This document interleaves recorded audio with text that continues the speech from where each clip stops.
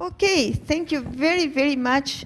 Actually, this is a unique opportunity where we will have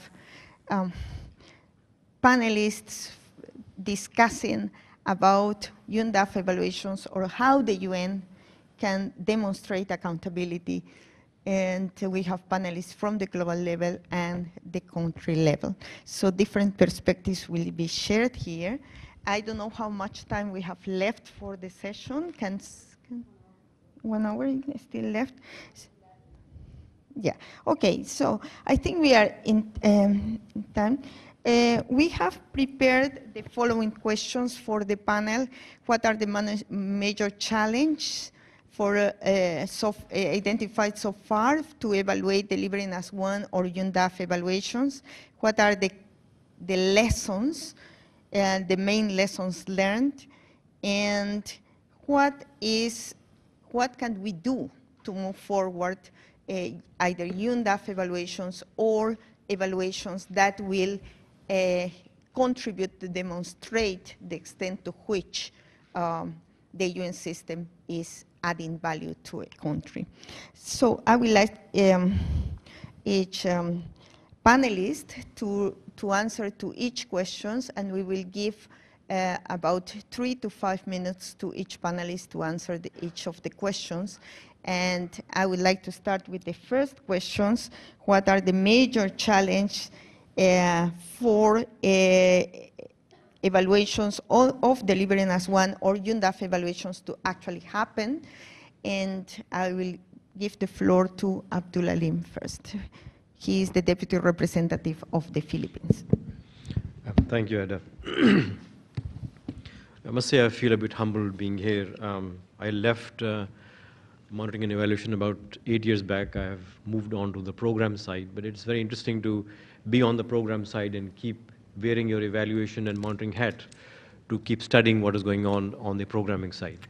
And so I have the sort of the mixed experience of looking at both sides.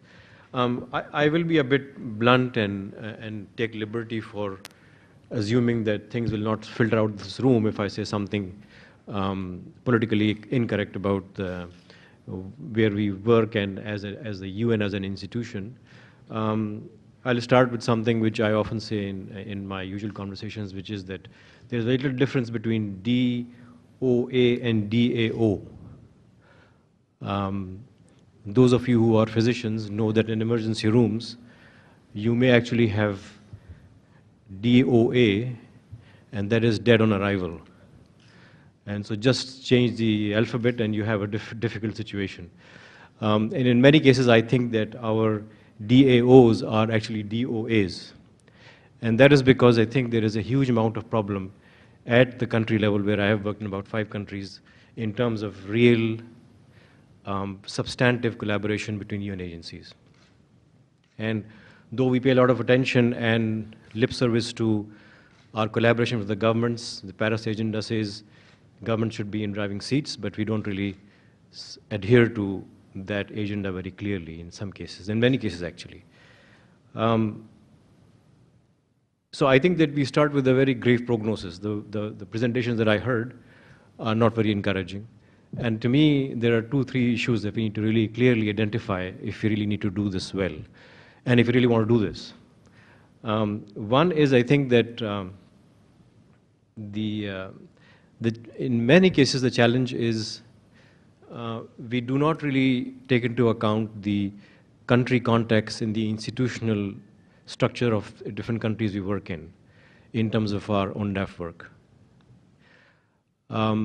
I am working in the Philippines, and I think that I've several times raised this question as to, do we really need an UNDAF in the Philippines? Or do we really need a UN development assistance framework to assist the government program, not a framework on its own, which is run by UN by itself? This is a middle-income country where there is a very sophisticated planning and development operation that is going on. And the question is, how can we determine what is our attribution or contribution to that existing national plan as the UN to make sure that we fit into an overall national policy environment and are able to evaluate it? The second point I want to raise is the fact that in many cases, most UNDAFs do not really have a theory of change or an evaluability environment around them. Because there are sort of a mixture of several agency mandates, it is very difficult to construct a theory of change within UNDAFs. Unless you really have a strong theory of change and a stream or a thread that weaves a good story within an UNDAF, you can't really evaluate it.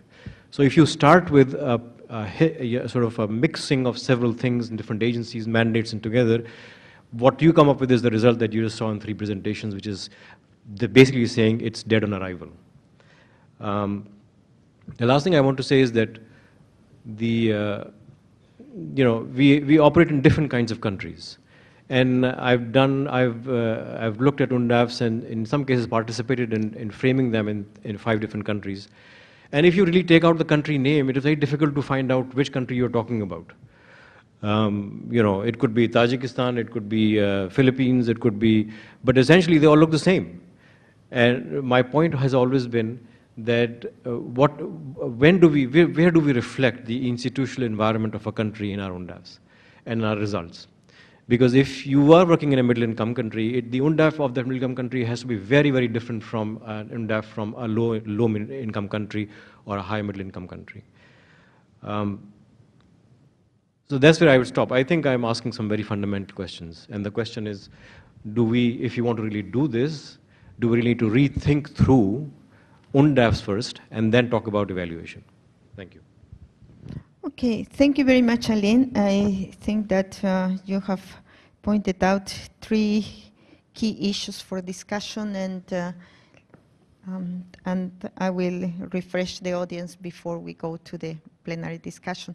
I would like now to give the floor to Michael Reynolds from UNDP about challenges for UNDAF evaluations or for demonstrating accountability of the UN to a given country. Thank you.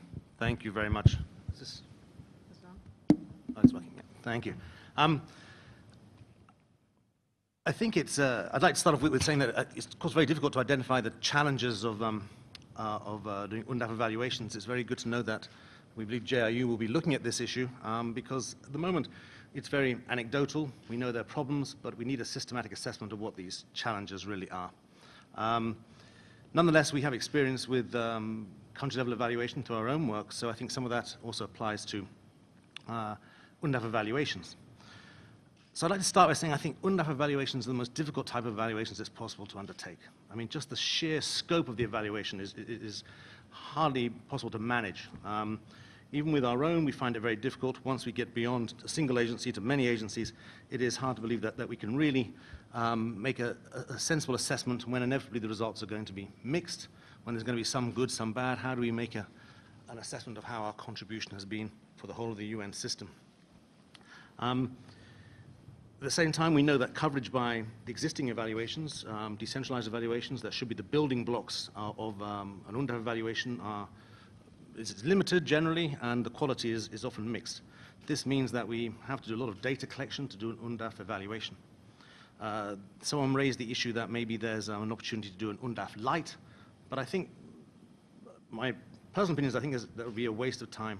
I think either we do it properly, or we don't do it at all. It's the easy way out to go for a light approach, and I think it reflects the quote that Adam made earlier from 2006, that we actually need more investment in order to get this right. But the fact that the data collection is so enormous, if we want to do it properly, leads on to the major question of money. And that's been raised several times already. It was great to hear that Bhutan had a very serious investment of money. But when you look at the actual money that's spent on UNDAF evaluations, it's quite small. UNDAF evaluations are often uploaded into our evaluation resource center, and I looked at the ones that are there, and the average cost was $32,000. When we were doing the UNDAF evaluation guidelines, we estimated at a minimum it's going to cost you $100,000.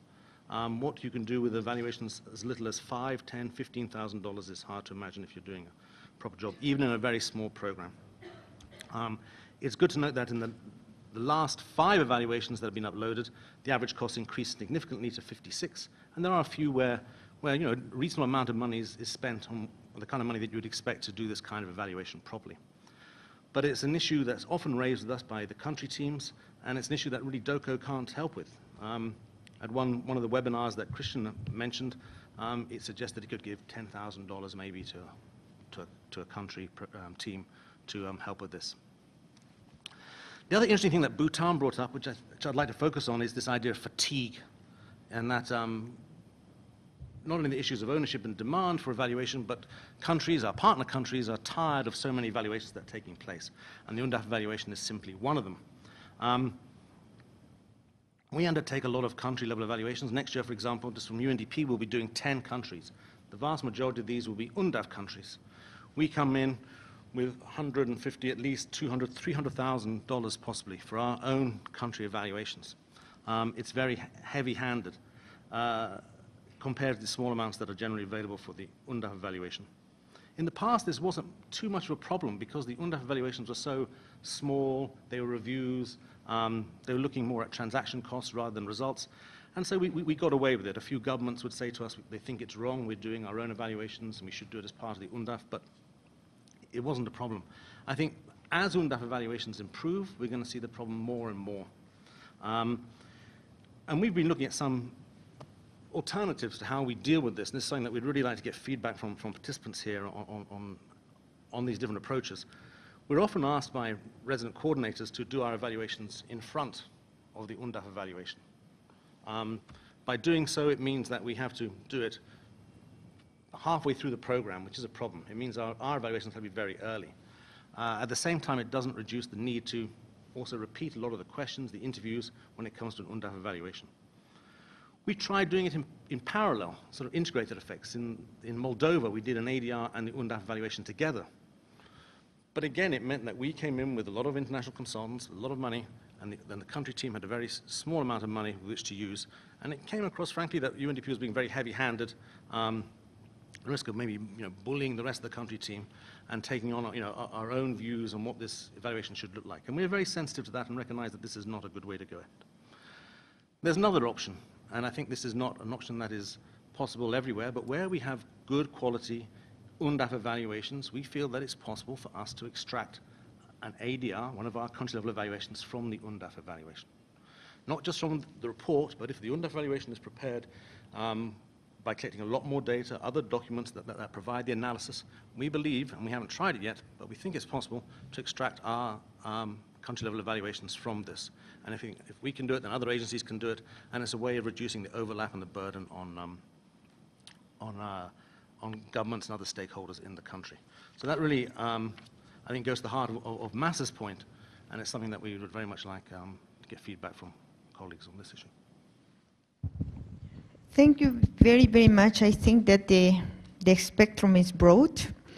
We are talking on whether UNDAFs actually make sense, and if not, what would be the way through which the UN can demonstrate accountability, whether we need just one approach, taking into account that we have different types of countries, middle-income countries, low-income countries, etc., and the context, the situation varies tremendously, as well as the capacities or the systems put in place by the government.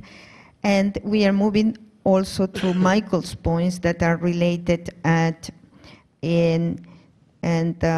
issues of challenges related to capacity, to costs, to overlapping evaluations, and more efficient use or better planning of evaluations to be able to actually build or to interconnect one to the other in a way that we use fund resources more efficiently, and we actually can potentially increase the quality of UNDAF evaluations. I would like now to give the floor to Suzanne to give her views on the challenges on UNDAF or delivering as one evaluations. Thank you, Suzanne. Thanks, Ada. Yes, this is a bit of a gloomy panel, I feel, so I will try to lighten it up a bit. The UNDAFs are really the essential future system-wide evaluation at country level. we haven't gotten this right at the global level, and I would dare to say we have a bit more capacity within this group to do something at global level, yet we're now speaking that we need to have also independent system-wide evaluation at the country level without the necessary capacity, as our Bhutan example showed. This is not helped by the fact that UNDAFs are very complex. Yes, they're frameworks, but they are underpinned by strategies. There's an increasing call for system-wide coherence, for joint programming, a lot of challenges, and the UN system has yet to tackle most of those. So the gloomy picture really remains. At the same time, I do sense there is an increased interest in system-wide evaluation at the country level, in showing that the UN is contributing to the results that are happening at the country level under the leadership of the governments. And one of the good examples for that is the recent GA resolution asking the independent system-wide evaluation mechanism that contains you as UNEG as part of it to look at the UNDAFs and to do a meta-evaluation and synthesis of existing UNDAF evaluations. And we'll speak more to that later on in this week. Now, what are some of the challenges for the current batch of UNDAF evaluations? And I think many of them have been raised by the previous panelists, and I can only subscribe to those. Based on my own experience, I would like to highlight a few of them.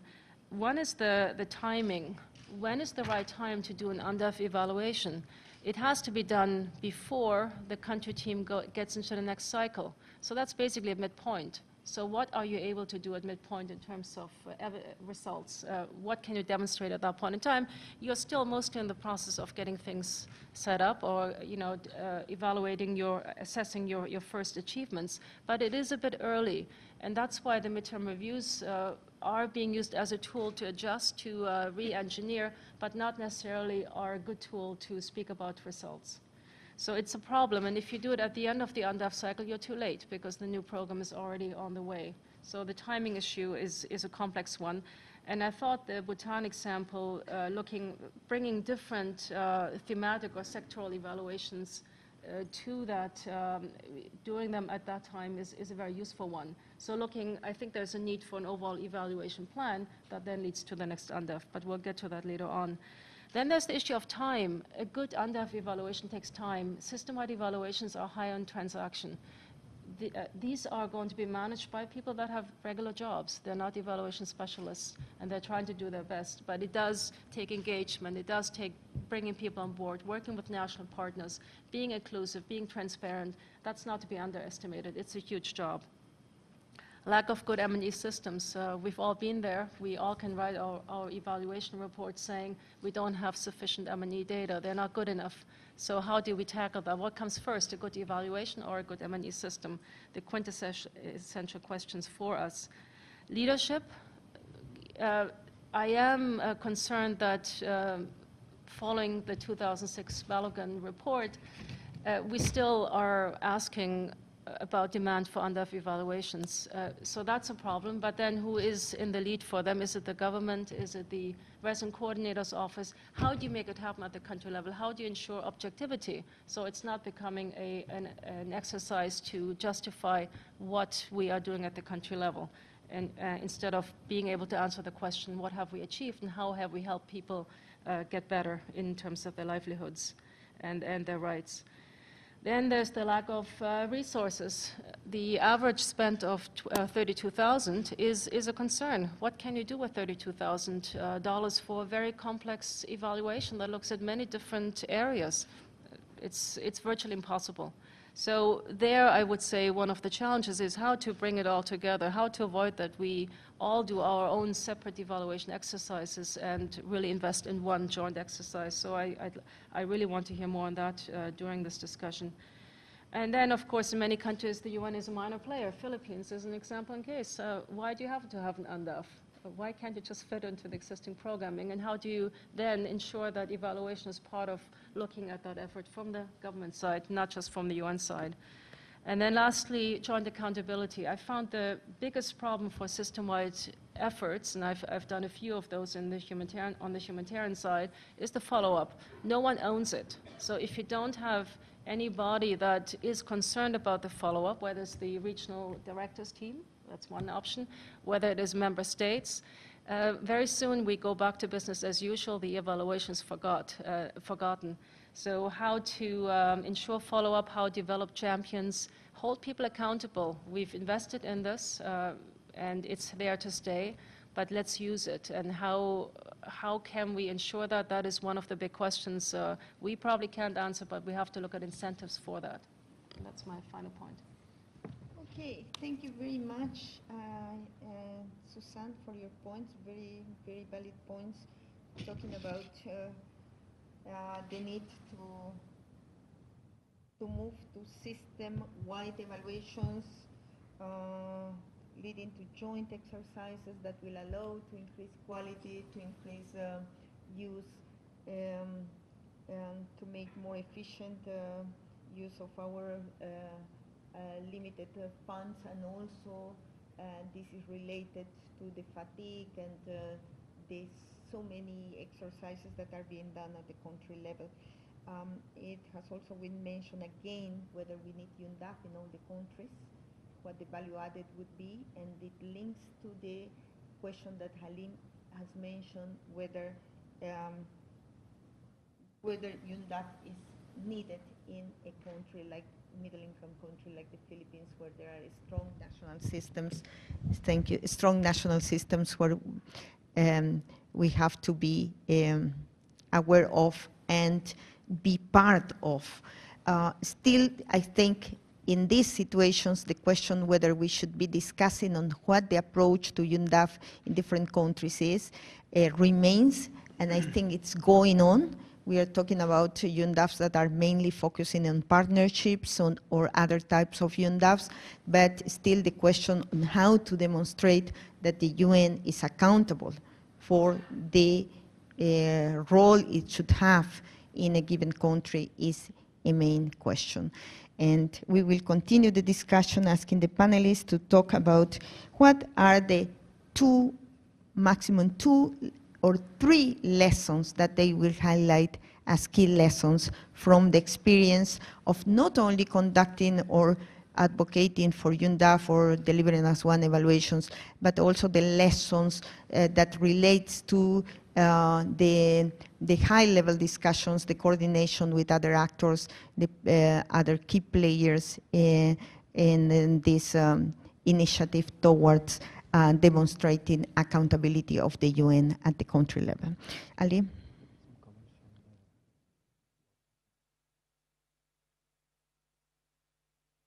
Okay, there is a suggestion that we can take a few comments from the first round from the audience. Yes. Can I start? The mic is there. Yeah, that's good. Thank you very much. Okay, thank you. I'm Margareta de Gois from UNIDO. Thank you for very good presentations and a good discussion. I think we all agree here that accountability is so important and independence is so important and resources are so important that, and of course we are accountable also for results at the highest levels of our framework. And I totally agree with everything that is said, but I think what we are missing a little bit is the utility. And that those evaluations also needs to be useful, and that comes back to what Mike said about able to extract data and to use UNDAF evaluations for our own means. And I find that they are very often so generalized that you cannot extract any data and hardly any useful information. And you know, I saw an UNDAF evaluation of India, for instance, and when you put India into 50 pages, it becomes, you know, the UN is working with gender equality in northern India, kind of, and in Kerala they were supporting environmental sustainability, and there's very little actual useful information about what works and not, and best practices and actual results. So I'm wondering if we don't need to combine this top-down and maybe bottom-up approaches, and also go back to working maybe with you know, more sector-based, maybe having agencies go together to look at environment results, or to look at gender results, or to look at health results, or productive sectors that we risk being too high and too generalized not to produce useful information. Thank you. Thank you.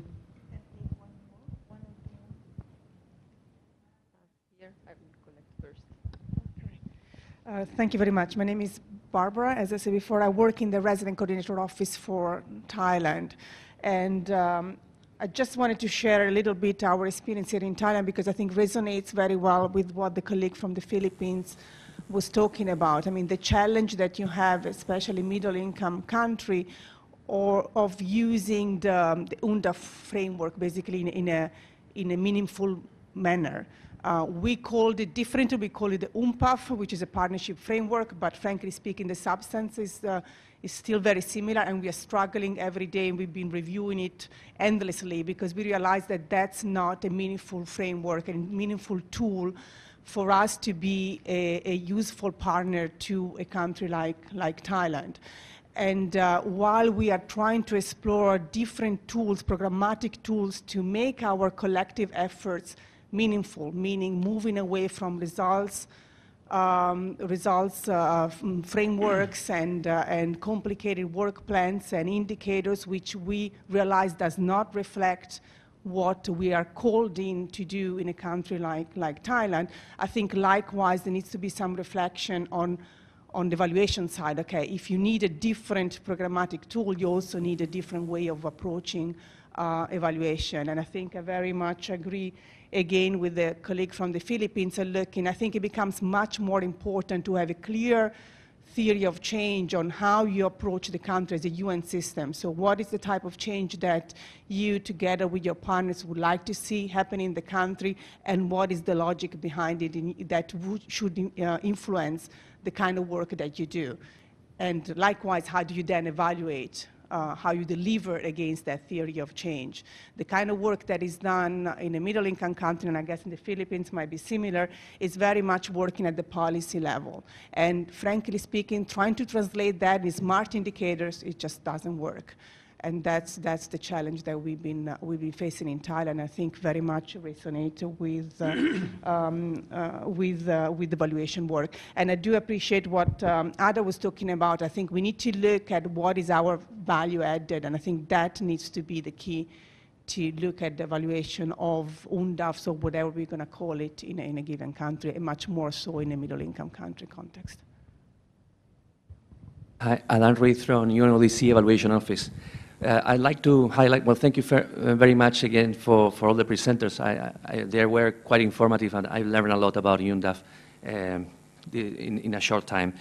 Perhaps there are a couple of things that I would like to highlight. And one thing is about the nature of the evaluant. It's a strategic framework. It's very uneven across all different countries. And I think we should think about how to move forward with a new approach to these strategic frameworks, a new approach, a new evaluation approach, or a more relevant evaluation approach.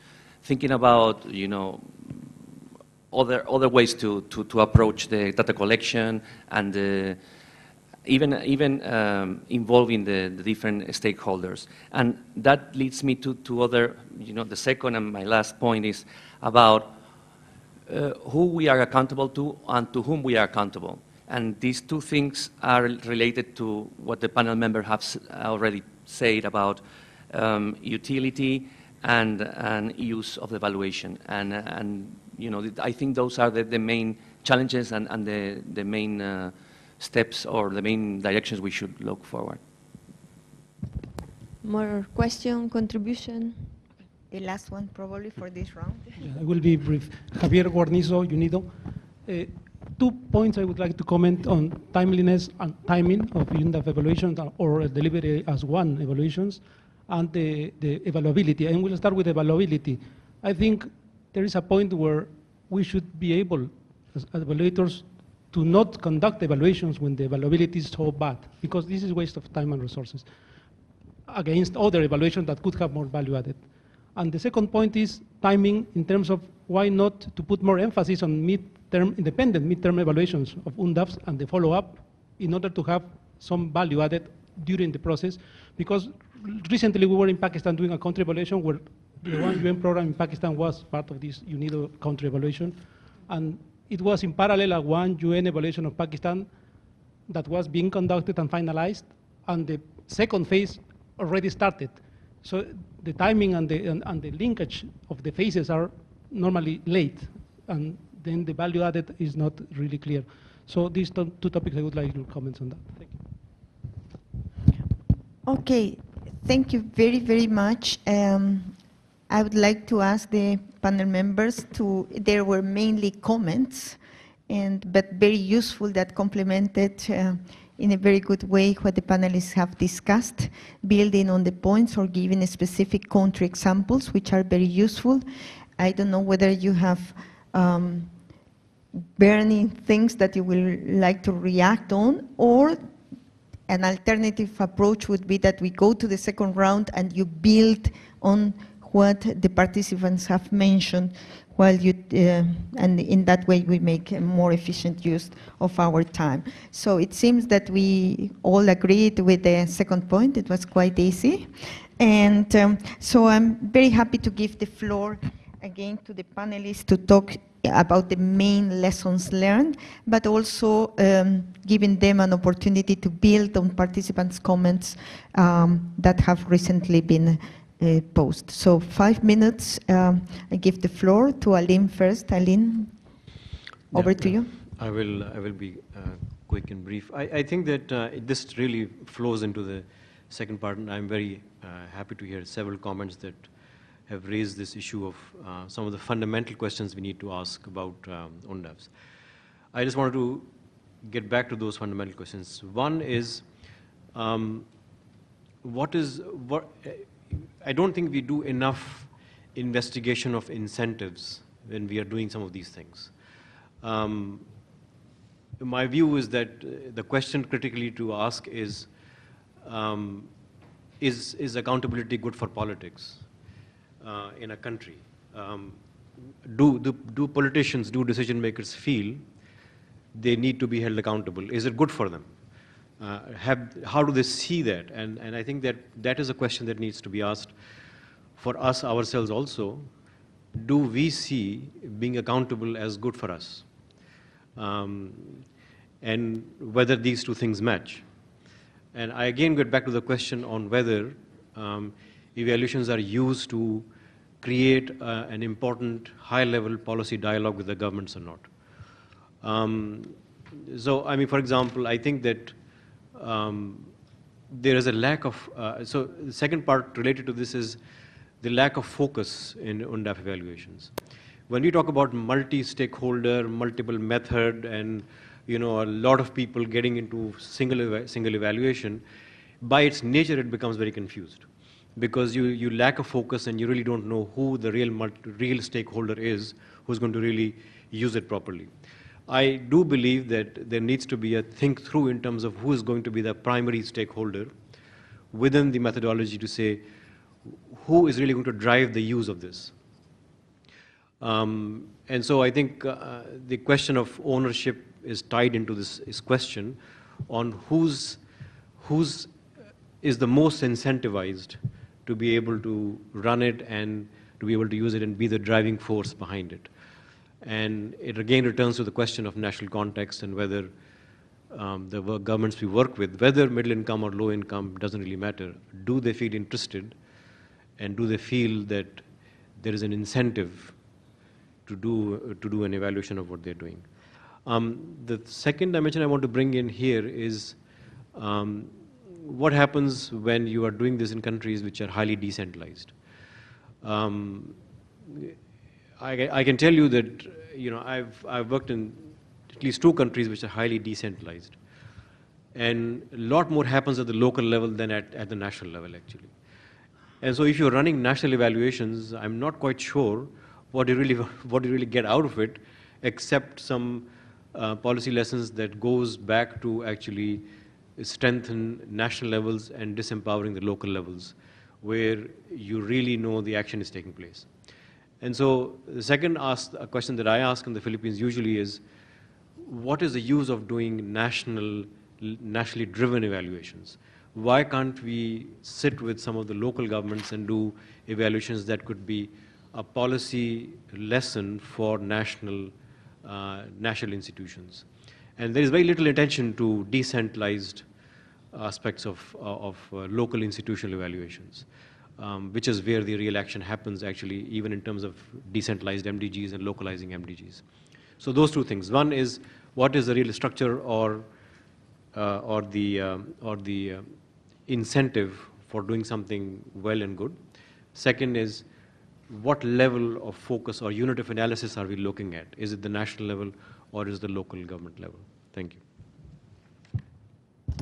Thank you very much, Alim, and also for your putting your main points in a very brief way, so synthesizing them at the end. So you have reduced my work. So with that, having said that, I would like to give the floor to Michael for his 5-minute discussion. Thank you. Thank you, Ada. I'm just going to focus on 2 points in terms of lessons learned, more about lessons learned about the support for UNDAF evaluations. I think 2 people now mentioned incentives, and I think in terms of our continued support for DOCO and on the guidance, then the whole issue of incentives is extremely important. I think we too often look at more guidance, more capacity development of implementers and users, rather than looking at what the incentives are to really make sure that these are being used. I think that's a good start and something that we need to explore. DOCO has been brought up several times as limited capacity and seemingly little interest actually in supporting UNDAF evaluations, and therefore is more and more relying on us as UNEG to do this work, and we need to continue this work and invest more.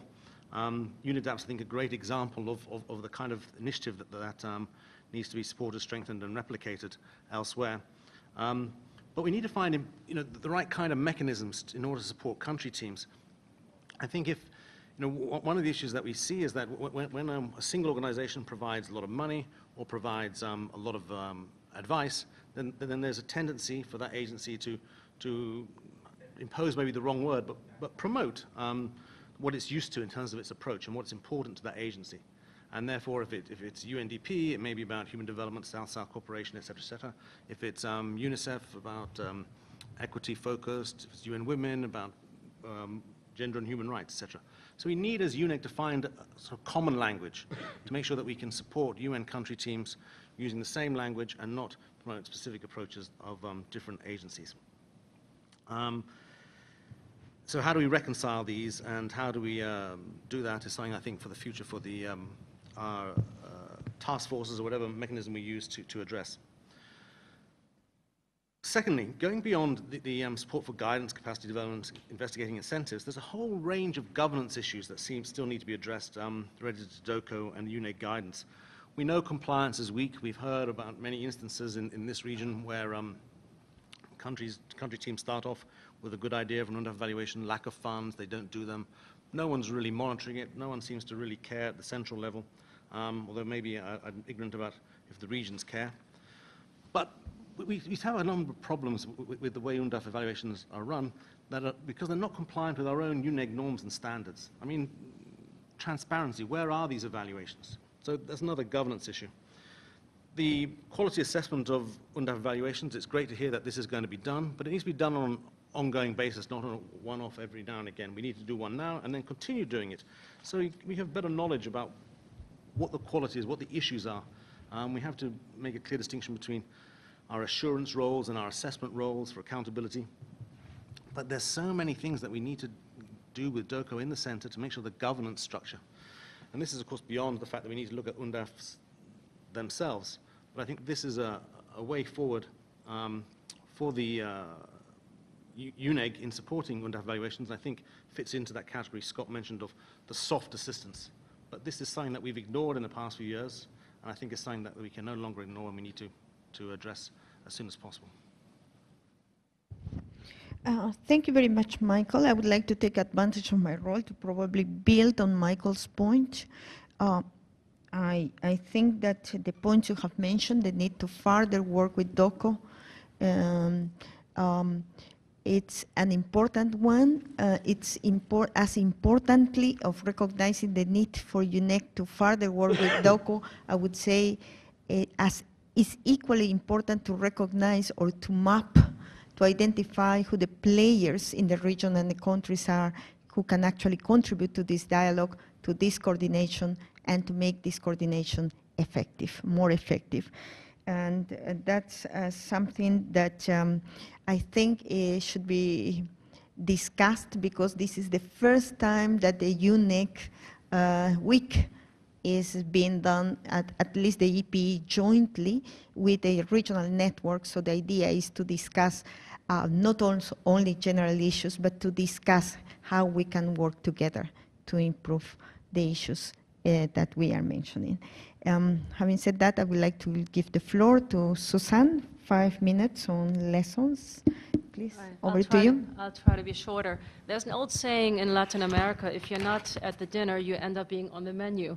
So I have always felt that DOCO has a real gap in terms of evaluative capacity.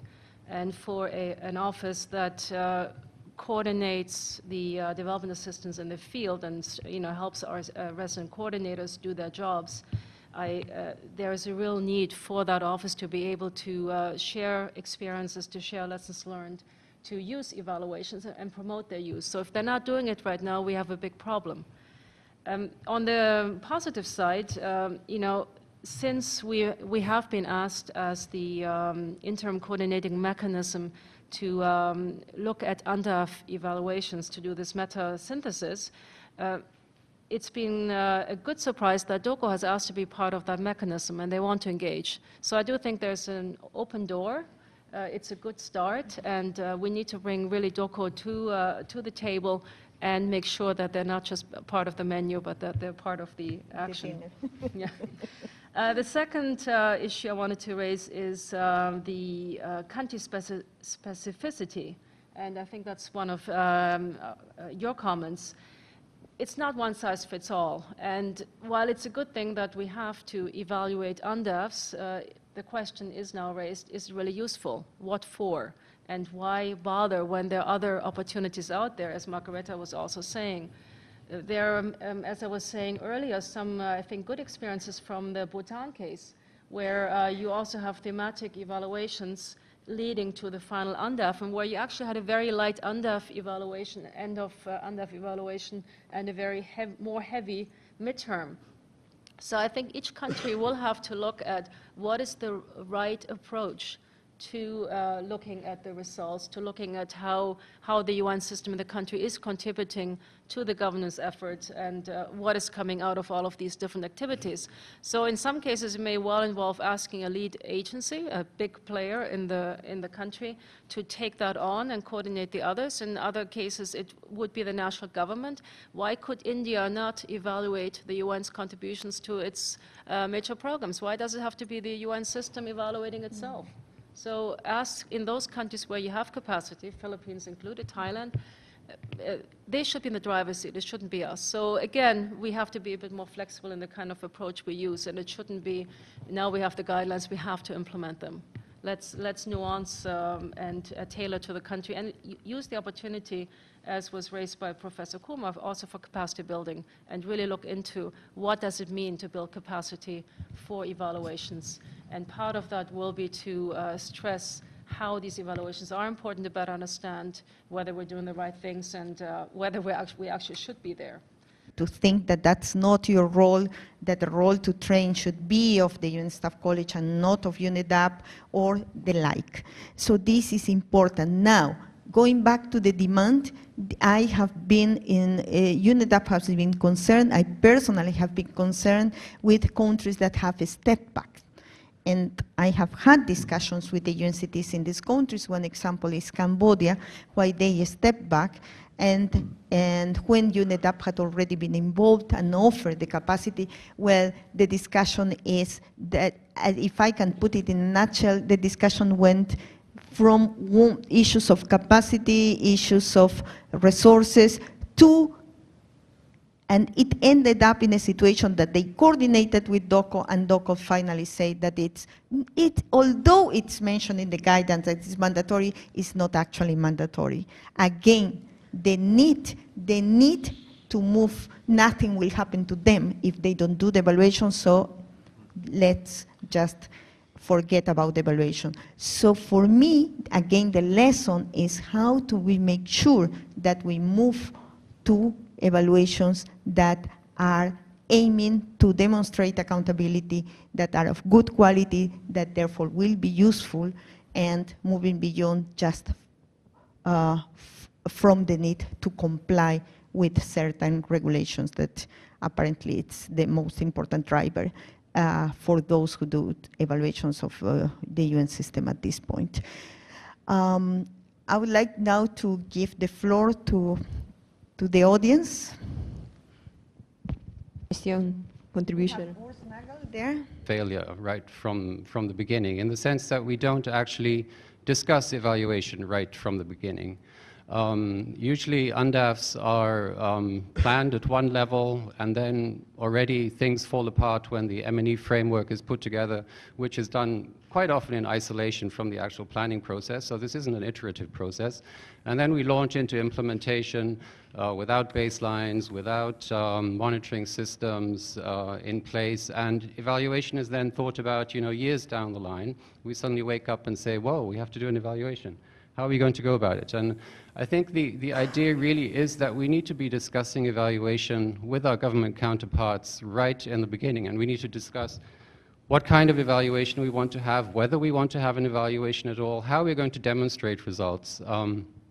So my sense is that we really need to, in a sense, front-load the UNDAF process with evaluation, so to speak. And I think this is really a role for UNEG as well, where UNEG could come in and advocate much more strongly around paying attention to evaluation right in the beginning, making sure that our UNDAFs, as they are put together, are evaluation ready. Thanks.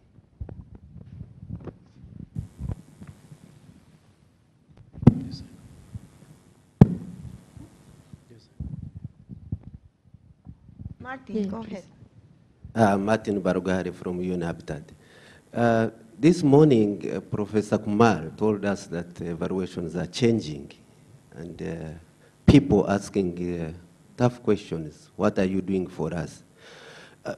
I think, unless we emphasize on the demand side, demand the nationals to demand these evaluations and to ask questions, what is UNDAF doing for us? And what is in UNDAF that we should evaluate? We can't get even the utility of these evaluations. So to me, I think we have concentrated on supply side of evaluations, the UN supplying these evaluations, the UN evaluating UNDAFs. But I think there is a big role for capacity development to those ones at the national level to demand evaluations, to demand what is in their UNDAF, and to answer that question, what is UNDAF doing for us? If there is a demand of what UN is doing and UNDAF is doing at the national level, those issues my brother was talking about of UNDP doing own assessments, every sector evaluations. If it is a joint, people on demand side saying, we don't want sectorial evaluations. We want to see how UNDAF, what you have done through delivering as one in UNDAF, and we want to see concrete. If you are not doing it, don't then have UNDAFs here. That will make a difference. More question, contribution? Thank you.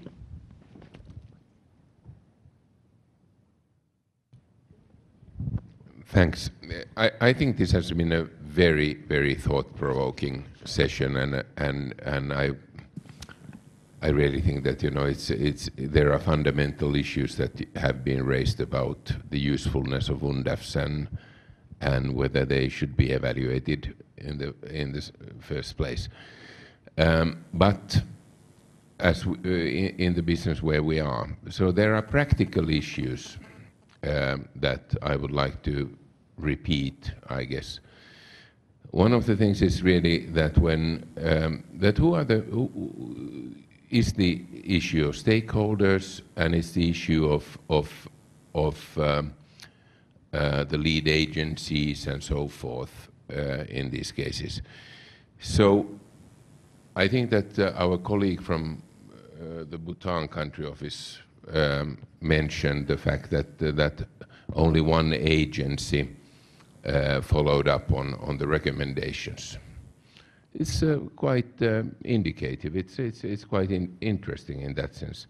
So who is the evaluation for? Who provides the management response? Who monitors the management response? Who actually, we have to figure out these things. Who are we, who are supposed to be the ones who ensure that the agreed recommendations are followed up on?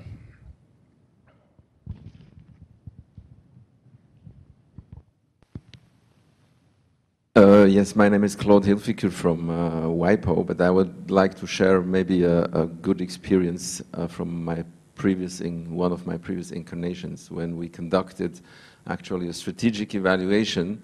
If we recognize that the UNDAF the value of an UNDAF is in being in the strategic framework, the good practice was that coming up actually with an evaluation which did not actually come out with findings and recommendations on how the things should be done better, but which came back actually, what are the strategic questions in a certain context, and in how far does a said strategy, i.e. an UNDAF in our case, address these challenges now, or should be addressing these challenges in the future, which is a sort of a nice way to focus maybe the evaluation to where it should stand.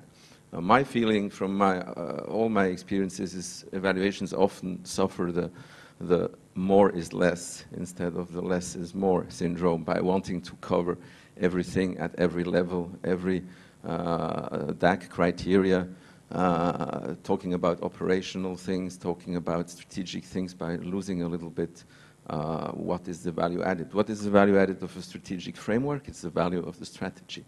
And how far does this strategy address the real challenges in a certain country context? I feel that this is maybe the way to go. So why don't have the courage to come out with an evaluation that comes out with maybe more questions than answers, actually? Thank you very, very much. I would like to go ahead with the last round of interventions of our panelists, and that is about looking ahead and asking them to build on the participants' comments to the extent of possible or as deemed necessary.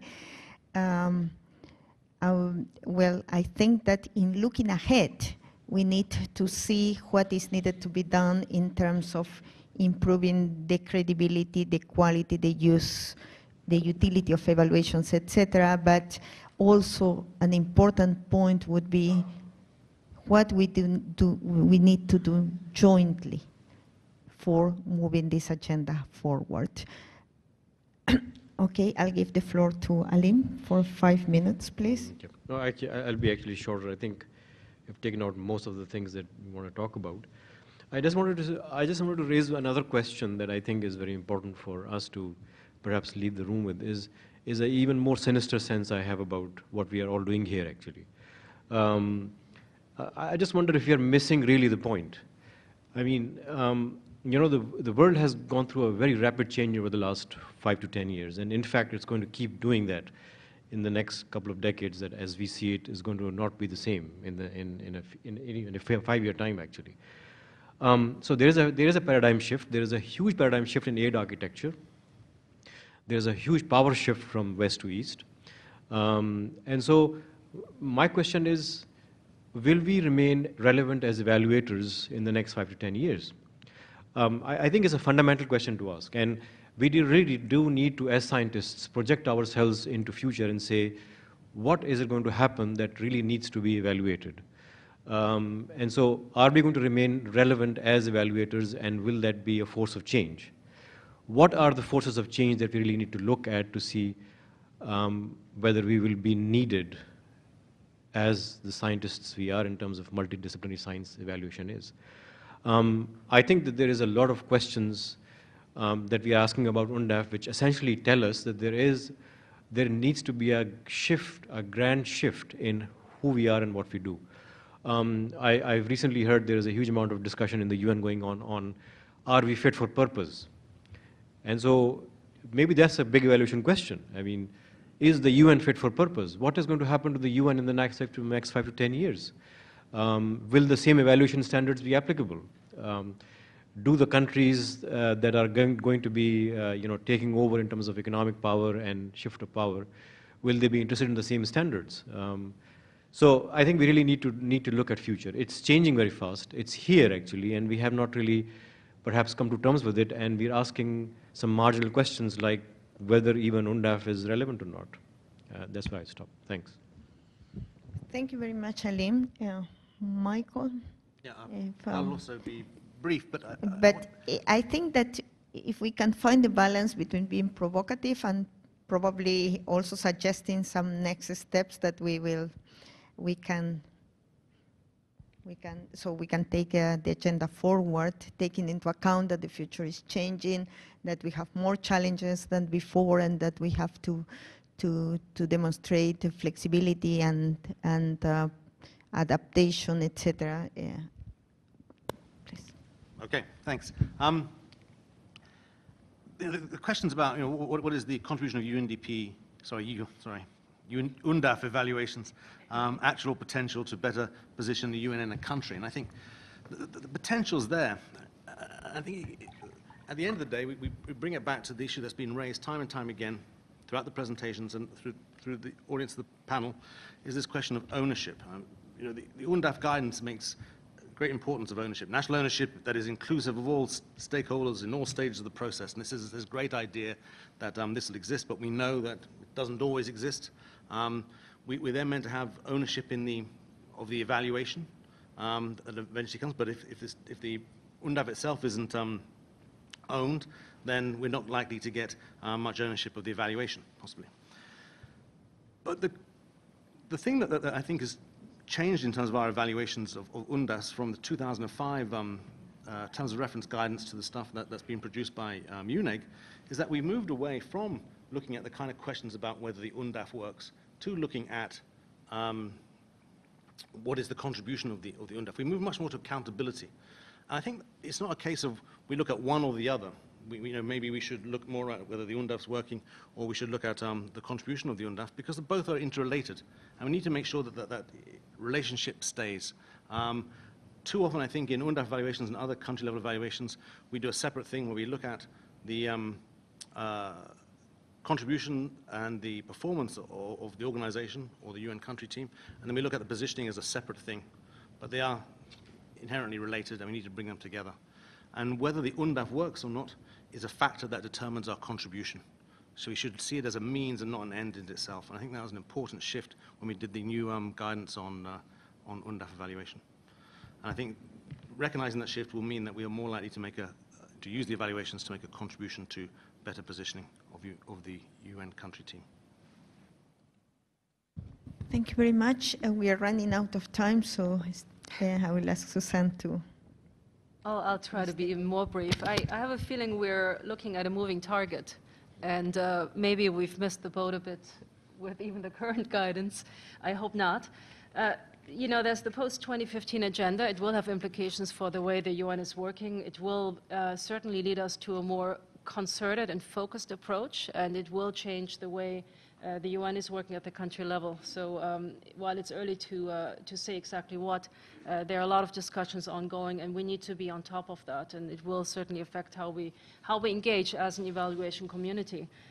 There is, as mentioned before, the opportunity which was requested by member states to look at UNDAFs and to look at the quality of the UNDAF evaluations and to come up also with a synthesis of the lessons learned.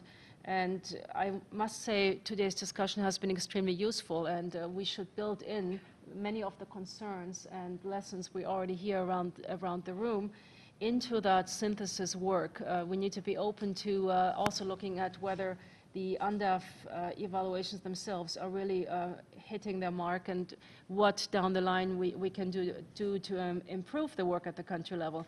I'm a bit concerned because when we did discuss with DOCO the UNDAF meta-evaluation, we were told, oh, now we have new guidance, the past is not relevant. I slightly disagree. We need to learn from the past. We need to look into the future and make the future work. Thank you very, very much, Susan, because I think that you have synthesized the main points discussed here. And looking ahead, I would just like to add that I fully agree that the post-2015 agenda gives us a very significant opportunity to be involved in the dialogue and to advocate for evaluations that can be meaningful, that can be credible, that can be useful.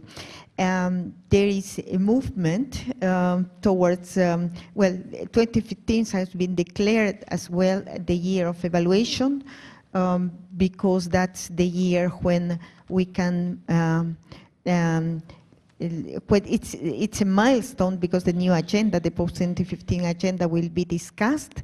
And I think that we have there a great opportunity, but at the same time, a huge responsibility to make this happen, to make evaluation be present in the agenda, to be mainstream in the new development goals, and we have to work together to make a meaningful contribution. We have to finalize now. We have the group photo. Thank you very much. Please join me in expressing our acknowledgement to the panelists for their contributions. To all the people that have raised comments and suggestions, and this is just the first session, and we'll continue for the 2 days. So we will have the group photo in this very same room.